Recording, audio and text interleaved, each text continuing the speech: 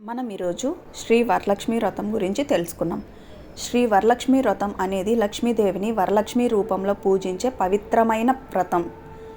ముఖ్యంగా శ్రావణ మాసంలో వచ్చే శుక్రవారం ఈ వ్రతాన్ని భక్తి శ్రద్ధలతో ఆచరిస్తారు. వరలక్ష్మి అమ్మవారిని సంపద, సౌభాగ్యం, శాంతి, ఆరోగ్యం మరియు కుటుంబ శ్రేయస్సుకి ప్రతీకగా భక్తులు కొలుస్తారు.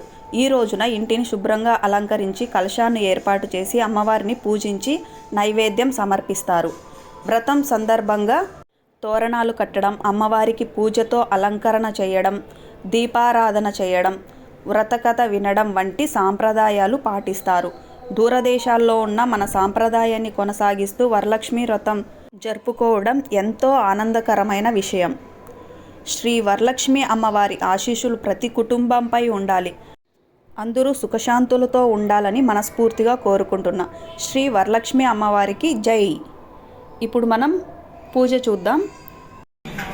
ఓం ప్రకృత్యై నమః. ఓం వికృత్యై నమః. ఓం విద్యాయై నమః. ఓం సర్వభూతహితప్రదాయై నమః.